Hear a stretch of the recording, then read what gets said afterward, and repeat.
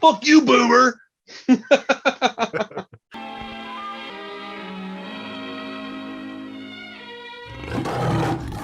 What's up, everybody? How you doing? Welcome back to SHOPcast, episode 72. We had a Western for you this week. Not quite horror, but it's still a movie. Called Slow West. Who was in this one? Michael Fassbender. For some reason, I kept thinking it was the guy that plays Doctor Strange. I was getting him mixed up with Fassbender for a minute. So it was Fassbender. Okay, cool. Oh yeah, because he just came out with a new Western. That's He probably did, what you're didn't he? thinking of the Power of the Dog. That's right. Yeah. So Michael Fassbender and who else? Cody Schmidt-McPhee is the kid. And what's the other guy's name? What's his name? Slow West. Yeah, I'm blanking on the the main. Hey Josh, turn your volume on your mic up a little bit. You're like bonk. Oh shit. What there is we go. his freaking name? I think I was too far away from it. Yeah. Ben Mendelsohn. There you go. Okay. So this was definitely a cool dude. Pretty short movie. Yeah, it's like 83 minutes. Yeah, dude. I think I've found a new subgenre I really like. The short slow burn, man. Oh yeah. I really liked it, man. It was because it was when you have a movie, it's 140 minutes and it's a slow burn. You're like, oh my god, I'm falling asleep 3 and 4 times in one movie. This one was a slow burn. It wasn't boring slow burn, but it wasn't an action-packed movie. Mm-hmm. But it didn't feel boring, and it came in, got out. It was awesome, dude. I enjoyed it quite a bit. Yeah, cool. I'm glad you enjoyed it. I wasn't sure. It's an A24 movie, but it's a short one. Those are hit and miss with me, but But it's one of their early movies as well. It was early A24. And I know we all like Michael Fassbender, so figured it couldn't be too bad. I watched it. Sorry, go ahead. I'll wait till you're finished with your thought. I was just gonna say I watched it way back when it first came out. Okay. And remember enjoying it, but didn't remember it super well. Just it's mostly the last half where a lot of the stuff happens. So yeah. That was first half's a lot of setup. Yeah, for sure. What were you gonna say?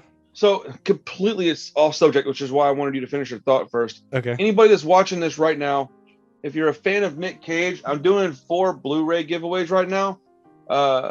I'm gonna give away Prisoners of the Ghostland, brand new, unopened. By the time you see this, I will have dropped the reaction to the Nick Cage movie that he's doing, the Unbearable Weight of, what is it? Unbearable Weight of something. Massive Talent or something. Massive Talent, whatever it is. The new crazy ass Nick Cage movie. If you're interested and you want this, go watch that video. It's 5 minutes long. It'll tell you how to enter to get it for free. So I just want to get people over there to watch that and enter the contest. Get a free Blu-ray.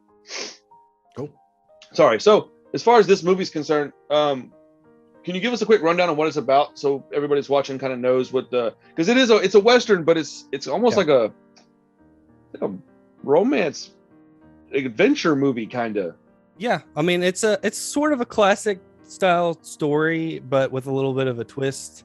It's this kid falls in love with a girl real hard, man, and the whole movie is his trek to go find her.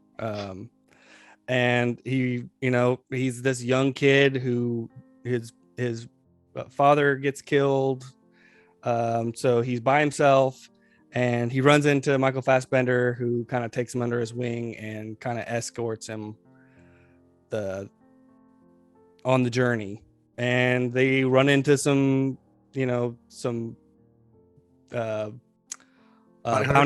hunters along the way. And there's a couple of groups of dudes they run into. Yeah, they run into a few different situations along the way. It's one of those. Oh crap! Hold on 1 second, guys.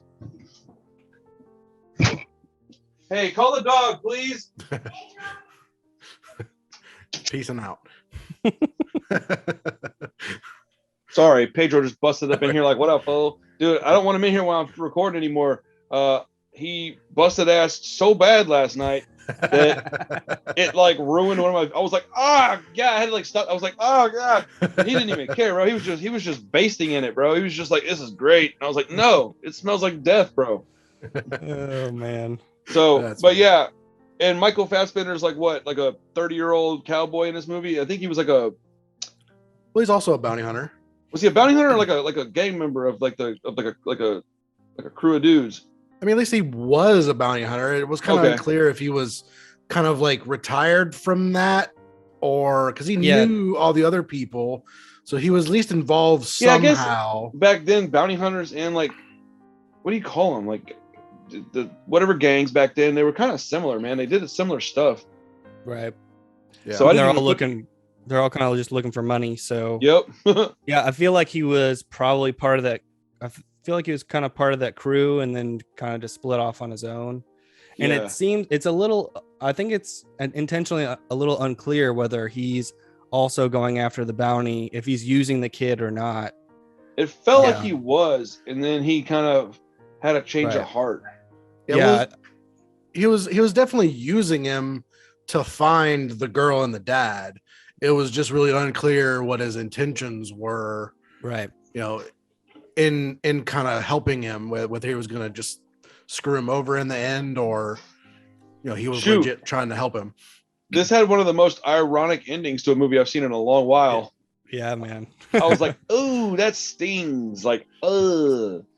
Well, I mean, the whole thing is like he falls hard for this girl and who doesn't give a fuck about him, dude. Does not love him back at all. Nope. She's like, "Yeah, all right, little buddy, old pal." Dude, that scene where he walks in and she just straight up shoots him. Dude. When that happened, I had to pause it and like rewind it. I was like, did that really just happen? And I rewound it and I was like, oh, this poor bastard. I was like, and she doesn't even notice for like a really long time. He's just sitting there bleeding. Yeah. And dude, I felt bad, dude. I felt guilt when that happened. My favorite is the salt above him breaks and it's salt, literally salt in his wound. Yeah, bro. Dude, I was cracking up when that happened. I was like, oh my goodness, poor idiot. He gets taken advantage of so bad. So, like, what about when he first leaves Fassbender and runs into that guy? Was he like a doctor or some shit? He was playing a doctor or something, and he's like, he just wakes up out in the middle of nowhere with nothing, with like a little note, like, my bad, dude. Like, he was really just a naive kid that had no clue what he was doing. Yep, had no business doing this shit, bro. He's lucky he didn't die. Oh wait. You know. Mm-hmm. Oh man.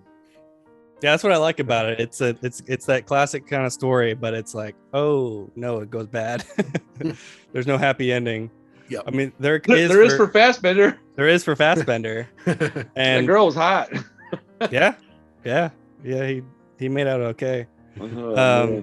It's kind of cool because they kind of learn from each other, even though the kid dies.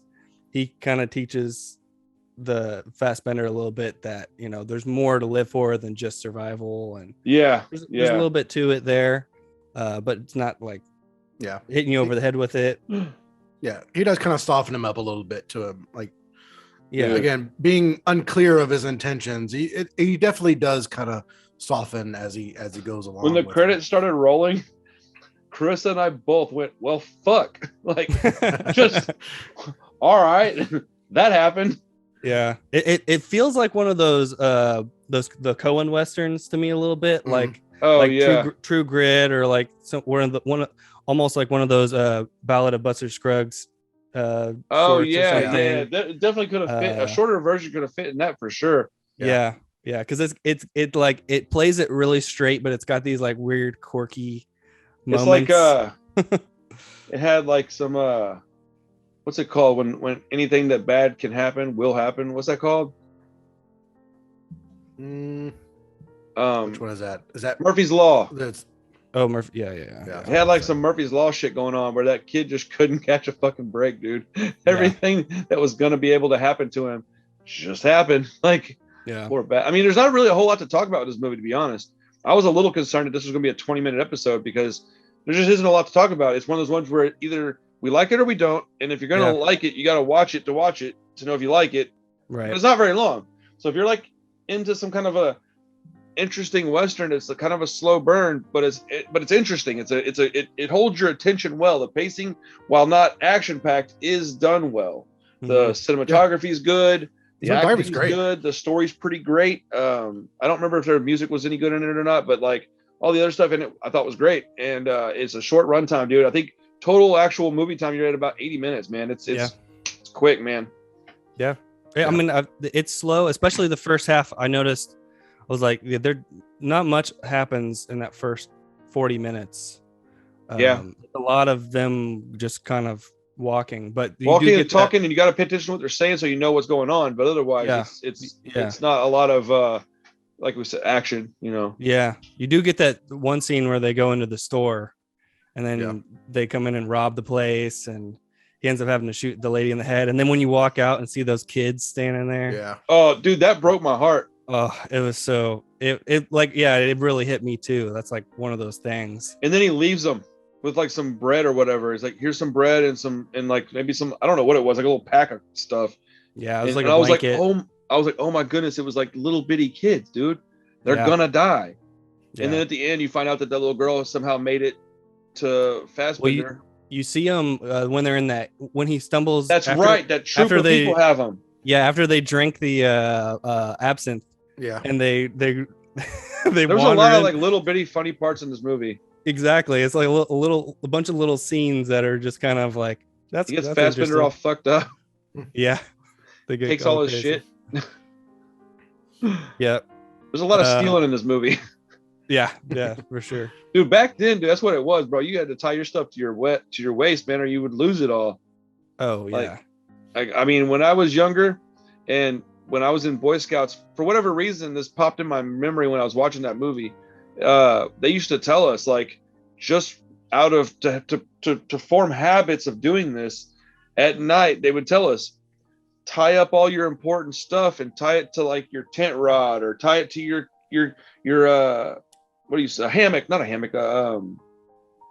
What's the little things you lay on? The like a cot or something. Cot. Thank you. Tie it to your cot. Tie it to your fence, your tent poles, or tie it to your legs. But tie it to something. Put it all in a bag. Tie the bag tight. And they would teach us that. And I remember them coming and like tugging on it sometimes to test to see if we actually did what we were told to do. And then, because the only reason I know that happened is because my buddy Stuart was a fucking idiot, and he woke up with his shit gone. And I mean, they gave it back to him, but they're like, "This is why we tell you to tie it up." Yeah. But I remember thinking like 2 or 3 times in that movie, if they just tie it to their legs, they wouldn't have been all the shit would have been stolen from them. But I mean, I don't know how practical that would have been back then, but I remember being told that a lot. Like when you're camping, tie your shit to yourself so it doesn't go anywhere without you. Like, can you imagine waking up because some asshole stealing all your crap at a campsite? You're like, seriously, man? Like, we're camping here, dude. Like, you're like, my coffee and beans, bro. What are you doing? Well, after the absinthe, it's pretty crazy. They like wake up and they're like, looks like they're in the middle of a river, you know, because it's raining, and they're like, it's like, I think they were. Yeah, they were in the middle of a river. It's like, what the hell? Where did everything go?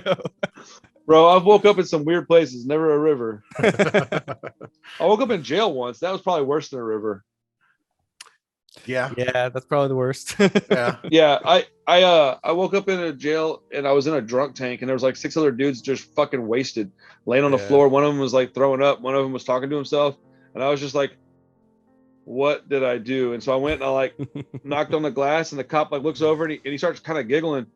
He's like, what can I do for you? And I was like, how long am I gonna be in here? And he's like, we'll let you out about 6 a.m. And I was like, what time is it? And he's like, you know, does something. It's like, 1 o'clock or something. I was like, why am I in here? And he's like, you don't remember? And I was like, no. He's like, all right, we'll tell you when you're filling out your paperwork. I got into a fight and I was drunk, and they took me. It wasn't nothing serious. It was probably a friend of mine, honestly. Yeah. But got into a scuffle. Somebody called the police, and I went to jail because I was drunk. But I mean, I went to drunk tank a few times. This shit it's the worst because it fucking stinks, but you get in and out quick. Yeah, sobering, I imagine. Oh yes, it's fucking freezing in there. So like, it is, dude. Look, man, well, let's move on. I got stories for days on that shit. But I really like the cinematography in this. It has some really just good wide shots of planes and I like that stuff too. Yeah, and especially the end in that, what was a wheat? It was a wheat field, like that house was pretty. Was in like all the shots of them like going through the wheat field when they were like going in for like the final fight at the end. Kill that house. Yeah, and all, it all they're popping really up good. and shooting. That was no, I was thinking like past that, but you're talking about like the final act, right? The final thing. Yeah, that was awesome because it would show the whole field and you see some dude just pop up out of nowhere. You're like, oh damn, that's how this happened back then. Like that's so scary. Like my only gripe in that though was like that house was entirely too clean. A lot of the stuff was fairly clean, which whatever. But like that house that they're in, like it was like perfect. It was like perfectly clean and nice. And what was it? What did you expect it to look like? I mean, it just didn't. I didn't feel like it fit in with the aesthetic of being like an old like Western. I wasn't asking to be argumentative. It didn't occur to me that would be a thing to even notice. Like I didn't even notice that. I know. I definitely noticed the same thing. Is one of my gripes with another modern Western, Bone Tomahawk. All the houses, because what I noticed is all the pieces of wood are like perfectly planed. Yeah. Okay, like, now look that like. Yeah. Now I'm gonna notice that forever. So thank you for that. Yeah. It looks like they cut those boards in a machine in a shop. It's like exactly like they went to Home Depot and got some wood. Yeah. It looks like they just built this brand new house for a movie or something. Yeah, exactly. So that kind of stuff doesn't really bother me though. Like I'll notice it now, but it won't bother me because I don't give a shit. Because that is a funny thing though. I do know. Especially why Josh would be bothered by that, but it does make sense. I just don't let that doesn't quite bother me very often. Well, I mean, if you pay attention to the budget of the movie, I'm like, okay, I give you a pass.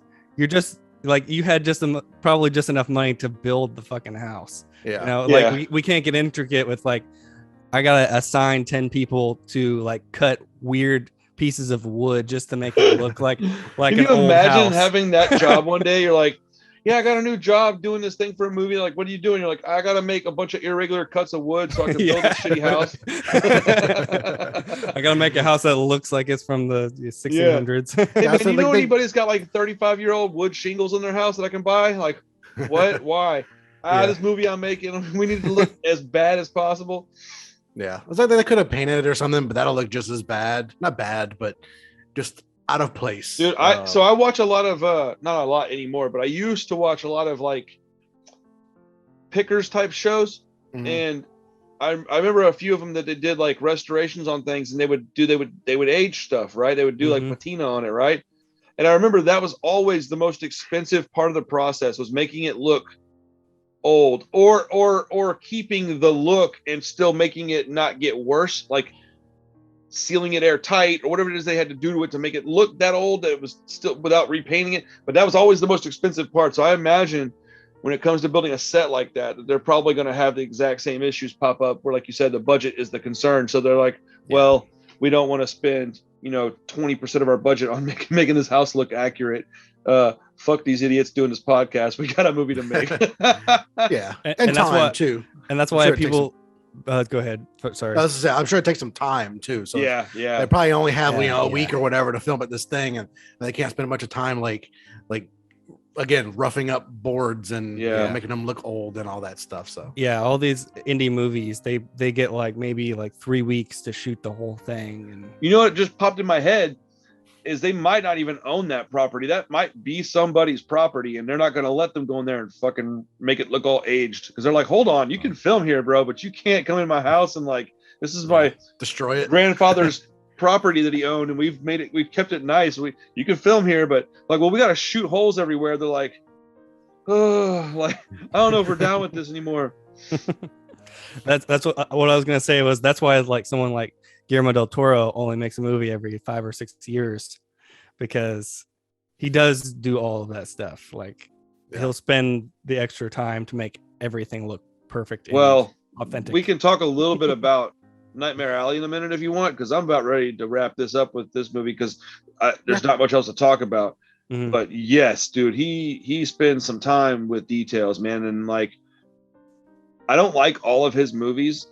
I probably should like some of them more. I can fully admit that. I might even go back and watch a couple of the ones that I didn't care for, just to like re-experience them, because as I'm getting older, man, my tastes are changing. So I might, dude, people don't understand that's how it is, man. You might watch a movie once and really like it, and then not like it at all 2 years on the road, and vice versa, man. I just watched, what was this, Pan's Labyrinth, 2 years ago with Carissa, and I did not like it. But since then, I've watched like 4 of his movies, and I really liked that one about the girl with the water guy.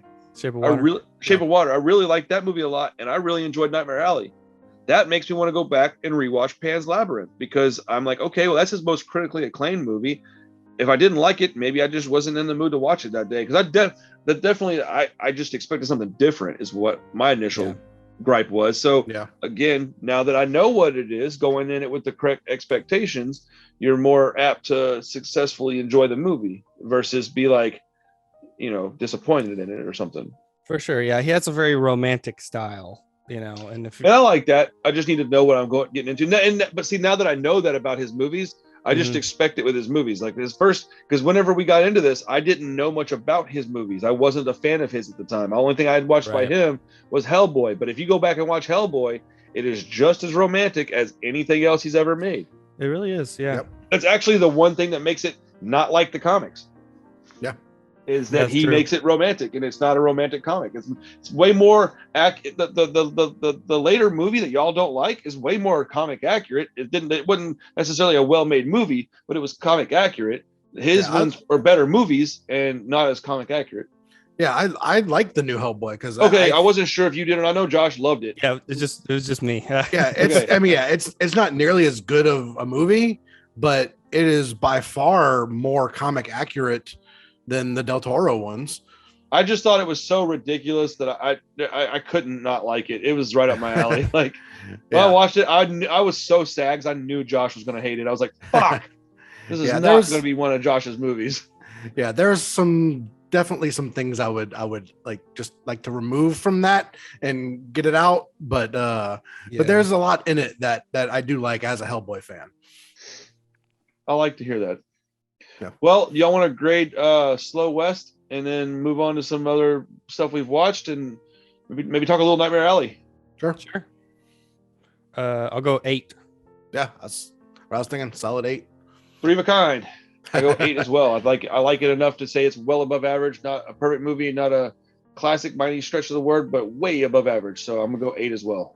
Yeah, it's the director. It was his first movie, and he hasn't made anything since. And that's pretty interesting. I thought it was good enough to where if I was a producer or something, I would maybe hire this guy to do something.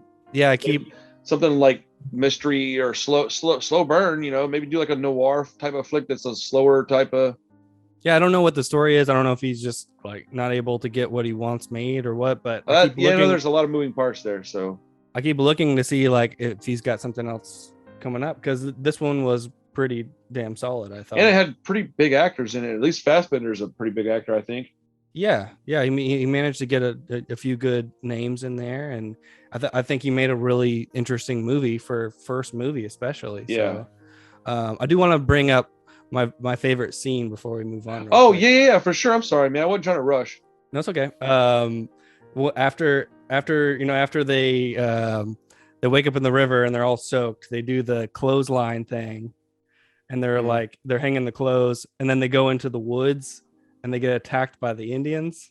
Oh yeah. I think that's like the funniest part of the movie.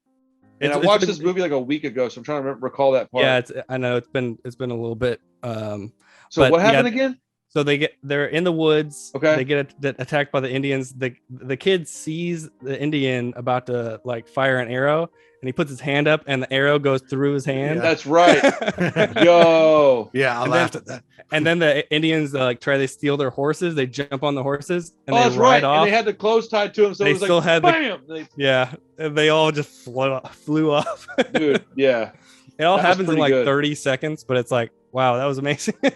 There's a lot of like little bitty gems sprinkled out through this movie, man. There's a lot of really good stuff to like. Like it's such a short watch too. I I really do encourage you guys to go check this movie out if you're into westerns at all. It's a good one, man, and it's not long.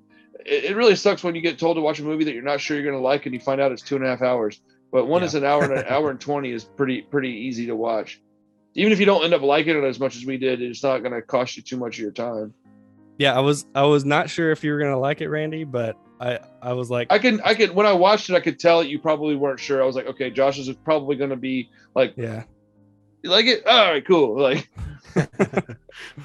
well, but I was like, it's 80 minutes. Like, I'm not asking too much. There's not many movies you could ask me to watch that are 80 minutes long that I'd gripe about, to be honest. Like, that's pretty short. That's right into my wheelhouse and stuff. So 80 minutes, I'll probably try anything that's 80 minutes.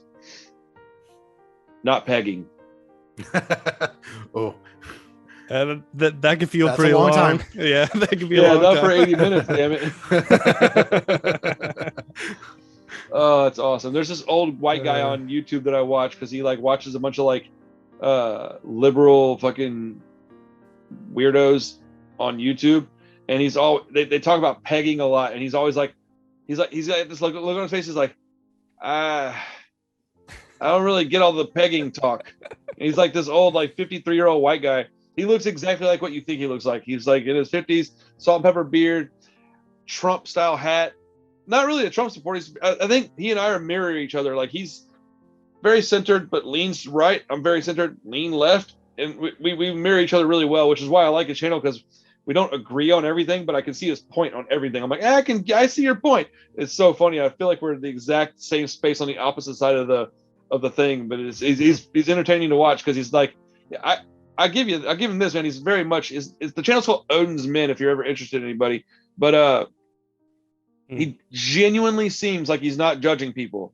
Like, a lot of times they'll be like saying something about like a transgender topic, and he'll make a point to try to like not misgender someone, and he always is like, I don't give a shit what you want to do as long as you're happy. And I'm like, yeah, I feel like this guy feels, but he still doesn't quite get it because he's 53. It's entertaining, but he seems like a pretty good-hearted dude. So until he says something that I just don't agree with, I'll continue to watch the channel. But it's funny, man. Hell yeah, I don't even know what I was talking about now, but all right, cool. So cool, yeah. Nightmare Alley. Yeah, we all went and watched that. I guess at this point that was 2 days ago. 2 days ago. Yeah, 2 days ago, like Monday, wasn't it? Monday. Yeah. We watched it like right around lunchtime, and it's one of the few times that Josh and I were both ecstatic about it, and Chris, while liking it, wasn't quite as excited as we were. Usually Chris and I will agree on things pretty head on, and Josh will either be not into it as much or like it more or something. But it was cool, man. Josh and I really agreed on this movie a lot. I mean, you did like it, like, correct? Oh yeah. I mean, okay. I think I just came off like negative for some reason, That's but I all really right, love dude. the I movie. do that all the time, I'm sure. Yeah, like, but for whatever reason, I just had to point out the stuff I didn't like before I talked about what I liked. But Dude, you gotta scratch that itch sometimes, bro. I know what that's like. No, I really liked the movie. I liked it a lot. Okay, good. So I just found out, shit, maybe one of y'all told me this, that he didn't know that there was another movie made about this. He was basing it on a book. I mean, I don't know where did you get that from? Somebody told me that, is what I'm saying. I don't know if it was you guys or somebody else. No. Somebody told me that he was unaware of the movie, maybe when it started or something, and that he was basing it on a book, and maybe right when it started he found out, and then he watched it or something. But like when it was like first brought up and he first started doing it, at least to my understanding, Guillermo del Toro didn't know that it had been made in the 50s, I think. Yeah, in the 50s. Yeah. I don't know if that's true. I don't have anything to disprove it. Yeah, no, it's just hearsay at this point. But I was watching an interview with him, like a 45-minute long video, and he did say that he used the book more than he went to the movie. He felt like he was basing it off of the book and not trying to make a remake of the 50s movie. But that's cool. It would be hard for me to believe that he didn't know about it, because if you listen to him talk about movies, I mean, he's an encyclopedia. Yeah. He sounds like Tarantino. Tarantino or something like. Yeah. It would be really easy to take, I used the book and not the movie as much, and have that turn into he didn't know about a movie and he based it on a book, because that telephone game does that within 2 or 3 people if it's something like this. So you're probably right, more so than I was right, because I was just going based on what somebody told me. And so that makes more sense, that he was just aware of the movie, probably even seen it, but he was basing what he was making on the book. Right. Yeah. Because in that interview I was watching, he talked about his love of noir, and he named off like 10 noirs, and a bunch of them I had never even heard of. Really? I'm a noir guy. You know, I really like noir. And no, that's a genre we both really like a lot. So I like that we both like it. I read more of it than I watch, but I like noir a lot. There's so many noirs though. Like there's the big ones. There's shitloads, man. I've probably seen a bunch that you didn't, that I can't even recall till I see them and go, oh yeah, I've seen this. Because I used to watch that shit with my dad. Like my dad was a movie guy. That's probably where I get all this from. Is because that's all 80% of my memories of my dad was like watching movies. Really? Yeah, we watched so many. Dude, only time I ever went to a grindhouse theater was with my dad. The basis of what I really like, dude, exploitation, martial arts, and horror shit, all because of my dad. Like all of that. My dad was a Western fan, so I like all the. He actually liked Clint Eastwood more than he was a John Wayne guy. Wayne guy. So I like Clint Eastwood movies based on that. It's not even, I don't think I even had much of a choice in the matter, man. I just like it because my dad watched it, and that's just what I grew up watching. And so I a lot of those old, I used to watch a shitload, dude. I can't remember what channel it was. You know what? I bet I can find out. I can probably Google this and find out. But back in the 90s, there was a channel that at about 9 o'clock at night, 7 days a week, dude, they didn't call them noir, they called them detective movies. Almost all of them were all black and white movies. So I'd be willing to bet if we went and just started watching noir movies, every few I'd be like, oh, I've seen this, like without knowing it. I had to probably start watching it first before I'd recall seeing it when I was a kid, because he watched a lot of that stuff, and I've always had sleep problems, so I stayed up watching movies with him. Shit, I would outwatch my dad sometimes because he'd pass out at midnight. I'd still watch a whole nother movie, but that was back when everything was edited. So like the only time we could get an unedited movie was an old movie that didn't have anything to edit out of it because they didn't do nudity and shit. So like he'd watch these old movies and shit. Some of them didn't even have commercials in them. They'd be on late at night on cable channels and stuff. Those are good memories, man. I don't think about them very often. It's kind of cool to recall it. But that's cool, yeah, man. I'd like to figure out which ones I've actually seen. And I've probably seen a bunch of them more than once too. So it's probably a smaller number than I think it is. But yeah, I've seen a bunch of them. For sure. I want to see this Nightmare Alley in black and white. Yeah, he was talking about that in the interview too. That he like intentionally lit everything for black and white, like that. Cool. It would look high contrast. Yeah, because when I was telling you that, you'd already like kind of knew that was happening, and I was like, because I didn't know, and I was like, hey, you hear about this? You're like, yeah, let's go. It felt like you weren't surprised at all. I was shocked that he did that. He also said his original cut was 3 hours and 20 minutes. What the fuck? That's long. That's ridiculous. That was my gripe about it, which not much of a gripe because I had fun, but that it was 3 hours long. But yeah, like almost 3.5 hours. That's freaking what Snyder cut territory almost. Man, I would watch that, but it would have to be over 2 sittings, man. I couldn't watch a 3-hour movie anymore. Not these days. Yeah, I mean, the guy asked him too, like, would you do a director's cut? And he's like, no, because once I started showing it to other people, you start to feel all the fat. You start to notice all of the fat you need to trim off of it. Well, that's exactly how you do it. You start showing your art to people, and then you start noticing the things that you don't need in that art or you don't want in that art. Yeah. It's like painting with me, man. I'll start painting stuff, and I'll have an idea in my head, and if Krista comes and looks at it, I'll immediately see how far I am from being finished. Whereas before she got in the garage, I was like, okay, I still want to do this and this and this and this. She'll look at it and be like, oh, I really like that. That's very pretty. How close are you to being done?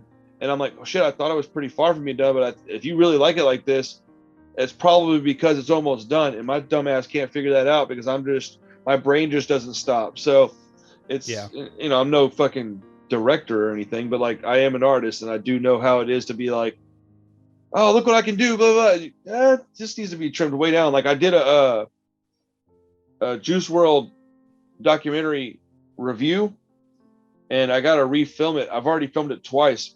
It's funny that we're talking about this because this is literally what I was doing. It was like a 22-minute video. I got it down to like 14 minutes, and I want it down to 10.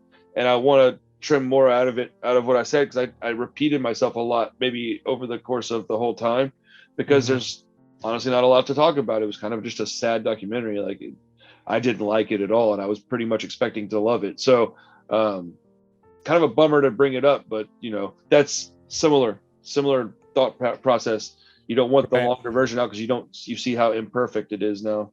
Well, I mean, I think any final cut is his cut anyway.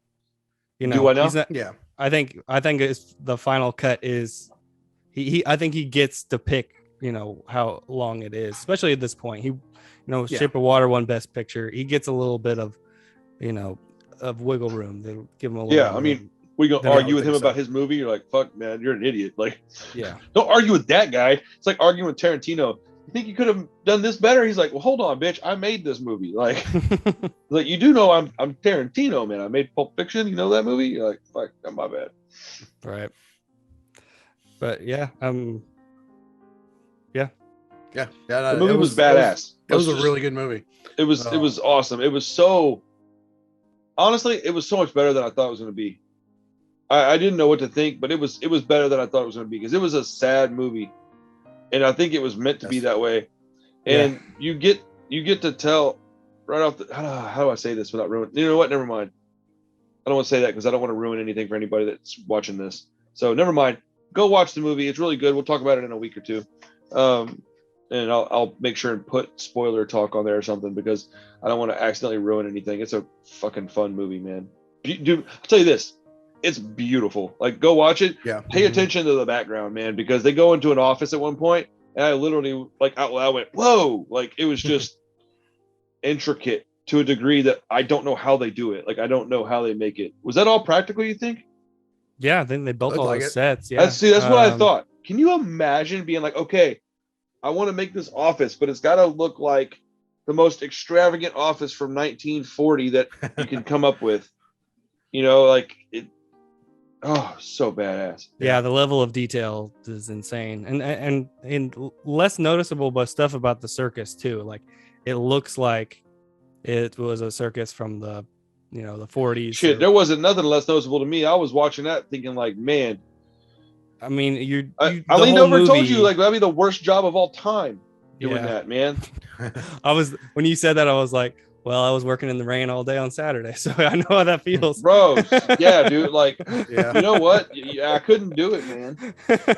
Yeah, it's like I was noticing when, like, they would have like a quick exterior shot, and it was like snowing, like a little bit later in the movie, and he would go into Kate Blanchett's, whatever her name was, office, and out the window you could see like it's snowing out in the back. Like, everything about this movie is very meticulously done, and it shows. I'm pretty stoked to see a black and white version, and I hope it just comes out on the 4K with the extra version, even if it's like $35 instead of $29.99 or something. Like, throw the extra money on there. I'll pay the extra money. I want both versions, because it doesn't make sense to just have it where they have two copies. That's stupid. Just make them one copy. I want it, or maybe make the 4K have the black and white, and then people that don't give a shit about that can have the Blu-ray or something. I feel like that might make sense. Yeah, like you said, like what they did with Logan. Basically, they put both versions on there. Yeah, I really, really enjoy Logan in black and white, so I can only imagine what this one's going to look like. Yeah, that's a good. Cool, version. Man. Chris, it's your week to pick a movie. What are we watching, sir? Well, are we doing the top 10? Yeah, let's just do that. Let's do that, and then you can pick a movie pick a movie next week. Let's do top 10 movies of 2021, not limited to horror, although most of mine will probably fall into that genre. Yeah, cool. Okay. So anybody still watching next week? Top 10 movies of 2021 for the SHOPcast, fellas. We will get that out to you next week.